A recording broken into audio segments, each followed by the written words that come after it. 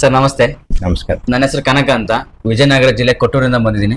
Sir, ವಿಷಯ ಏನಂದ್ರೆ ನಮ್ಮ ಭಾಗದಲ್ಲಿ ಯುವಕರಿಗೆ ಅಥವಾ ವಯಸ್ಕರಿಗೆ ಕಾಲಲ್ಲಿ ಗಂಟು ಆಗಿರುತ್ತೆ, ನರ ಎಲ್ಲ ಹಿಂಗ ಗಂಟು ಬಂದಿರೋದು. ಅದನ್ನ ಅವರು ಟ್ರೀಟ್ಮೆಂಟ್ ತಗೊಂಡಿರಲ್ಲ, ಅಂದ್ರೆ ಭಯ ಪಟ್ಟಿರ್ತಾರೆ, ಎಲ್ಲಿ ನನ್ನ ನರಗಳು ಕಟ್ಟು ಮಾಡ್ತಾರೋ ಅಥವಾ ಅಂದ್ರೆ ಕೊಯ್ದುಬಿಟ್ಟು ಎಲ್ಲಿ ಆಪರೇಷನ್ ಮಾಡ್ತಾರೋ, ಈ ತರ ಎಲ್ಲ ಒಂದು ಗುಂಗಲ್ಲಿ ಅಥವಾ ಭಯದಲ್ಲಿದ್ದಾರೆ. ನಾನು ತುಂಬಾ ವಿಚಾರಿಸಿದೆ ಅಥವಾ ಕೇಳ್ಪಟ್ಟೆ, ಗೂಗಲ್ ಎಲ್ಲ ಸರ್ಚ್ ಮಾಡಿದೆ. ಈ ತರ ನರ ಟ್ರೀಟ್ಮೆಂಟ್ಗೆ ಏನಾದ್ರು ಚಿಕಿತ್ಸೆ ಎಲ್ಲರೂ ಕೊಡ್ತಾರ, ಅಂದ್ರೆ ಸರ್ಜರಿ ಮಾಡದೇ ಇರೋ ತರ ಅಂತ ವಿಚಾರಿಸಿದಾಗ ನಿಮ್ಮ ಅದ್ವೈತ ಹಾಸ್ಪಿಟ್ಲು ಸೊಲ್ಯೂಷನ್ ಅಲ್ಲಿ ತೋರಿಸಿತ್ತು ಸರ್. ಇದ್ರ ಬಗ್ಗೆ ನಾನೇ ಖುದ್ದಾಗಿ ಹಾಸ್ಪಿಟ್ಲಿಗೆ ಬಂದು ಇದ್ರ ಬಗ್ಗೆ ಮಾಹಿತಿ ತಿಳ್ಕೊಳ್ಳೋಣ ಮತ್ತೆ ಜನಗಳಿಗೂ ತಿಳಿಸೋಣ ಇದ್ರ ಬಗ್ಗೆ ಅಂತ ನಿಮ್ಮ ಹತ್ರನೇ ಬಂದಿದ್ದೀನಿ ಸರ್. ನಿಮ್ಮ ಈ ಟ್ರೀಟ್ಮೆಂಟ್ ಬಗ್ಗೆ ಯಾವ ತರ ಕೊಡ್ತೀರಾ, ಏನೆಲ್ಲ ಇದು ಪ್ರೊಸೀಜರ್ ಇರುತ್ತೆ ಅಂತ ಜನಗಳಿಗೆ ತಿಳಿಸ್ಕೊಡಿ ಸರ್. ಇದರಿಂದ ಅವ್ರು ಭಯ ಮುಕ್ತರಾಗ್ತಾರೆ. ಯಾಕಂದ್ರೆ ಆಪರೇಷನ್ ಅಂದ್ರೆ ಕೊಯ್ದೇ ಮಾಡ್ಬೇಕು ಅಂತ ಏನು ಪ್ರೊಸೆಸ್ ಅಲ್ಲಿ ಈಗ ಲೇಸರ್ ಟ್ರೀಟ್ಮೆಂಟ್ ಮುಖಾಂತರ ಕೊಡಬಹುದು ಅನ್ನೋದು ನಿಮ್ಮ ಬಾಯದಿಂದ ಹೇಳಿದ್ರೆ ಅವ್ರಿಗೆ ಒಂದು ಕನ್ಕ್ಲೂಷನ್ ಸಿಗುತ್ತೆ ಅಂತ.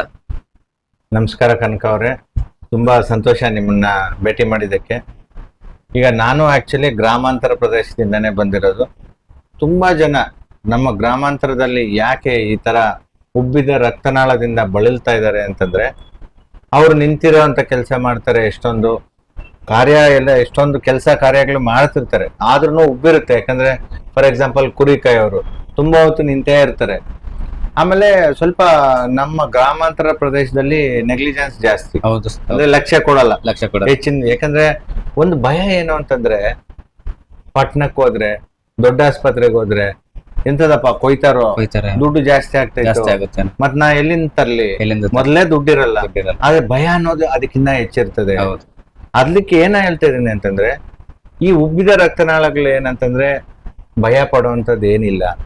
ಇದು ಇರುತ್ತೆ, ಅದು ಇದ್ದಾಗ ತೊಂದರೆ ಕೊಡಲ್ಲ ಎಷ್ಟೊಂದ್ಸತಿ. ಆದ್ರೆ ತೊಂದರೆ ಕೊಟ್ರೆ ತುಂಬಾ ಪೀಡಿತ ಮಾಡುತ್ತೆ. ಏನಪ್ಪಾ ಮಾಡುತ್ತೆ ಅಂದ್ರೆ, ಇದನ್ನ ಓಡ್ಕೊಂಡ್ರೆ ಬಹಳ ರಕ್ತಸ್ರಾವ ಆಗುತ್ತೆ, ಬಹಳ ಡೇಂಜರ್, ಸಾವು ಕೂಡ ಆಗ್ಬೋದು. ಗೊತ್ತಿಲ್ದಂಗ್ ಹೋಗ್ತಾ ಇರ್ತದೆ, ಕಾರಂಜಿ ತರ ಹೋಗ್ತಾರೆ, ಅದು ಒಂದು. ಇನ್ನೊಂದೇನು, ಅದರಿಂದ ಒತ್ತಡ ಹಾಕಿ ಹಾಕಿ ಪಾದದ ಹತ್ರ ಹುಣ್ಣಾಗ್ತದೆ. ಫಸ್ಟ್ ಹುಣ್ಣಾಗಕ್ಕಿಂತ ಮುಂಚೆ ಬ್ಲಾಕ್ ಪ್ಯಾಚಸ್ ಅಂದ್ರೆ ಕಪ್ಪು ಮಚ್ಚೆ ಆಗ್ತವೆ, ಅದು ಕೆರೆತ ಶುರುವಾಗುತ್ತೆ. ಇದು ಯಾಕಪ್ಪ ಆಗತ್ತೆ ಅಂದ್ರೆ, ಪ್ರೆಷರ್ ಅಲ್ಲಿ ಈಗ ನಿಂತಿರೋ ಮನುಷ್ಯನಲ್ಲಿ ಅತಿ ಹೆಚ್ಚು ಗ್ರಾವಿಟೇಷನ್ ಪ್ರೆಷರ್ ಇಂದ, ಸೊ ಅದು ಪಾದದ ಹತ್ರನೇ ಹೆಚ್ಚು ಪ್ರೆಷರ್ ಆಗುತ್ತೆ. ಆಗೇನಾಗುತ್ತೆ ಅಂದ್ರೆ, ಆ ಒತ್ತಡದಿಂದ ರಕ್ತಸ್ರಾವಾಗಿ ಅಲ್ಲಿ ಬ್ಲಾಕ್ ಕಪ್ಪೆ ಮಚ್ಚೆ ಆಗುತ್ತೆ. ಮಚ್ಚೆ ಆಗಿದ್ದು ಕೆರೆದಾಗ ಕೆಂಪದಾಗಿ ಮತ್ತೆ ಹೊಡ್ಕೊಂಡು ರಕ್ತನೂ ಬ್ಲೀಡ್ ಆಗ್ಬೋದು ಅಥವಾ ಹುಣ್ಣಾಗ್ಬೋದು. ಅದನ್ನ ವೀನಸ್ ಅಲ್ಸರ್ ಅಂತ ಕರಿತೀವಿ. ಇನ್ನೊಮ್ಮೆ ಏನಂದ್ರೆ, ನಿಂತೇ ಇದ್ರೆ ಆ ರಕ್ತನೂ ಅಲ್ಲೇ ನಿಂತು ನಿಂತು ನಿಂತು ಹೆಪ್ಪು ಕಟ್ಬೋದು. ಅದನ್ನ ಥ್ರಾಂಬೋಫ್ಲಬೈಟಿಸ್ ಅಂತೀವಿ. ಅದರಿಂದ ತುಂಬಾ ನೋವು ಬರುತ್ತೆ, ಜ್ವರ ಬರ್ಬೋದು, ಅವಾಗ ಓಡ್ ಬರ್ತಾರೆ. ಇವೆಲ್ಲ ಆಗೋವರೆಗೂ ಕಾಯುವಂತ ನೆಸೆಸಿಟಿ ಇಲ್ಲ.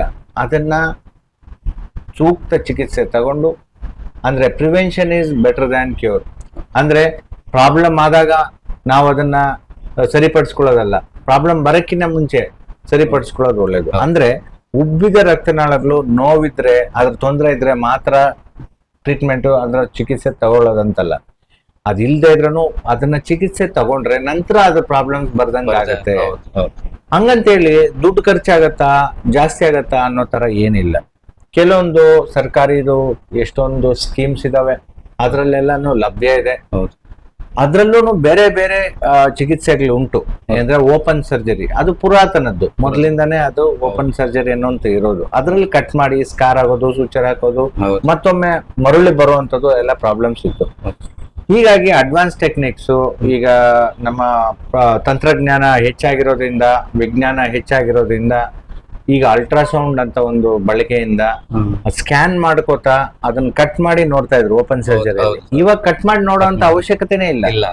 ಸ್ಕ್ಯಾನ್ ಮಾಡಿದ್ರೆ ಎಲ್ಲಪ್ಪ ಉಬ್ಬಿದೆ ರಕ್ತನಾಳ, ಎಷ್ಟು ಗಾತ್ರ, ಎಷ್ಟು ಆಳದಲ್ಲಿದೆ ಅನ್ನೋದು ನಮ್ಗೆ ಚೆನ್ನಾಗಿ ಅರಿವಾಗುತ್ತೆ. ಆದ್ರಿಂದ ಒಂದು ಸಣ್ಣ ಸೂಜಿ, ನಾವ್ ಹೆಂಗೆ ಸೂಜಿ ಒಂದು ನೋವಿಗೆ ತಗೊಂತೀವಿ, ಅದೇ ತರ ಸಣ್ಣ ಸೂಜಿ ಮುಖಾಂತರ ಒಂದು ಲೇಸರ್ ತಂತಿನ ಒಳಗೆ ಕಳಿಸ್ತೀವಿ. ಅಂದ್ರೆ ವೈನ್ ಒಳಗಡೆನೆ ಕಳಿಸಿ, ವೈನ್ ಒಳಗಿಂದ ಅದೇನ್ ದಪ್ಪ ಆಗಿದೆ ಅದನ್ನ ಮಾತ್ರ ಸ್ಟ್ರಿಂಕ್ ಮಾಡ್ತೀವಿ. ಮಿಕ್ಕಿದ್ದೆಲ್ಲ ವೈನ್ಸು ನಾರ್ಮಲ್ ಇರ್ತವೆ. ಅದು ಉಬ್ಬಿರೋದ್ ಮಾತ್ರ ಟ್ರೀಟ್ ಮಾಡೋದ್ರಿಂದ ಆ ಪ್ರೆಷರ್ ಮತ್ತೆ ಬರಲ್ಲ. ಹಾಗಾಗಿ ಅದು ಚೆನ್ನಾಗಿ ಆರಾಮಾಗ್ತದೆ. ಏನಿಲ್ಲ, ಒಂದು 2 ತಿಂಗಳ ಕಾಲ ಅವರು ಪಟ್ಟಿ ಕಟ್ಕೋಬೇಕಾಗುತ್ತೆ. ಅಂದ್ರೆ ಪ್ರೆಷರೈಸ್ ಸ್ಟಾಕಿಂಗ್ಸ್ ಅಂತ ಹೇಳ್ತೀವಿ. ಅದನ್ನ ಹಾಕೊಂಡ್ರೆ ಮಾಯ. ಒಂದು ಗಾಯ ಇಲ್ಲ, ಒಂದ್ ತೊಟ್ಟು ರಕ್ತ ಸ್ರಾವ ಇರಲ್ಲ, ನೋವಿರಲ್ಲ, ಮೇಜರ್ ಅನಸ್ಥಿಸಿಯಾ ಇರಲ್ಲ, ನಾರ್ಮಲ್ ಆಗ್ತಾರೆ. ತಮ್ಮ ಕೆಲಸಕ್ಕೆ ಎಸ್ಪೆಷಲಿ ಗ್ರಾಮಾಂತರದಲ್ಲಿ ಎಷ್ಟೊಂದು ದನ ಕಾಯೋದಿರ್ತದೆ, ಇಲ್ಲ ಕುರಿ ಕಾಯೋದಿರ್ಬೋದು, ಇಲ್ಲ ನೀರ್ ಕಟ್ಟೋದಿರ್ಬೋದು, ಕಳೆ ಕೀಳೋದಿರ್ಬೋದು, ಎಷ್ಟೊಂದು ಕೆಲಸಗಳಲ್ಲಿ ಅವರು ಸಾಮಾನ್ಯವಾಗಿ ತೊಡಗಿಸ್ಕೋಬಹುದು. ಮತ್ತೆ ಯಾವತ್ತೂ ಅದ್ರದ್ದು ಸಮಸ್ಯೆ ಬರಲ್ಲ. ಮತ್ತೆ ಯಾವತ್ತೂ ಅದು ಸಮಸ್ಯೆ ಬರಲ್ಲ. ಒಮ್ಮೆ ಆದ್ರೆ ಮುಗೀತು ಅಷ್ಟೇನೆ. ಅದು ಅಷ್ಟು ತಂತ್ರಜ್ಞಾನ ಮುಂದುವರೆದಿದೆ. ಅದು ಒಂದ್ ಭಯ. ಎಲ್ಲರೂ ಬಂದು ಸರ್ ನಮ್ಗೆ ಈಗ ಐತ್ರಿ ಮತ್ ಬರ್ತದೇನ್ರಿ, ಎಲ್ರು ಹಂಗೆ ಹೇಳ್ತಾರ್ರಿ, ಪಕ್ಕದವ್ರು ಹಂಗ ಅಂತಾರ್ರಿ. ಅದಕ್ಕೆ ಸಮಸ್ಯೆ ಮತ್ತೆ ಬರಲ್ಲ. ಒಂದ್ಸತಿ ಪರಿಹಾರ ಆದ್ರೆ ಮುಗೀತು. ಅವ್ರಿಗೆ ಜೀವನದಲ್ಲಿ ಮತ್ತೆ ಅದು ತೊಂದರೆ ಆಗಲ್ಲ. ಅಂದ್ರೆ prevention is better than cure ಅಂತ ಆಗಾಗ್ಲೇ ಹೇಳಿದೀನಿ. ತೊಂದರೆ ಆಗಿ ಮಾಡ್ತಕ್ಕಂಥದ್ದು ಬೇಡ. ಹಂಗೇನೆ ಕೈ ಮೀರಿನ ಮೇಲೆ ಬರೋದು ಜಾಸ್ತಿ.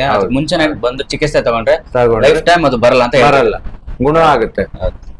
ನಿಮ್ಮ ಒಂದು ಮಾಹಿತಿ ಜನಗಳಿಗೆ ತುಂಬಾ ಹೆಲ್ಪ್ ಆಗುತ್ತೆ ನೋಡಿ ಈ ವಿಡಿಯೋದಿಂದ. ಅಂದ್ರೆ ಏನು ಒಂದು ಗುಂಗಿತ್ತಲ್ಲ, ಕೊಯ್ತಾರೆ ಅದು ಮಾಡ್ತಾರೆ ಅಂತ ಅದೊಂದು ಭಯ ಹೋಗುತ್ತೆ ಅನ್ಕೊಂಡಿದೀನಿ ನಿಮ್ಮ ಒಂದು ಈ ಮಾತಿಂದ. ಥ್ಯಾಂಕ್ ಯು ಸರ್, ನಿಮ್ಮ ಒಂದು ಅಮೂಲ್ಯವಾದ ಮಾಹಿತಿಗೆ ತುಂಬಾ ನಮಸ್ಕಾರ, ಧನ್ಯವಾದಗಳು. ಅಲ್ಲಿಂದ ಬಂದಿದ್ದೀರಾ, ಒಳ್ಳೇದಾಗ್ಲಿ. ತುಂಬಾ ಜನರಿಗೆ ನಿಮ್ಮಿಂದ ಎಷ್ಟೊಂದು ಸಹಾಯ ಆಗ್ಲಿ. ಒಳ್ಳೆ ಮಾಹಿತಿನ ಪ್ರತಿ ನಮ್ಮ ಗ್ರಾಮಾಂತರ ಜನರಿಗೆ ತಲುಪಿಸಿ. ನಿಮಗೂ ಒಳ್ಳೇದಾಗ್ಲಿ, ನಮ್ಮ ಗ್ರಾಮಾಂತರ ಜನರಿಗೂ ಒಳ್ಳೇದಾಗ್ಲಿ. ಥ್ಯಾಂಕ್ಸ್, ನಮಸ್ಕಾರ.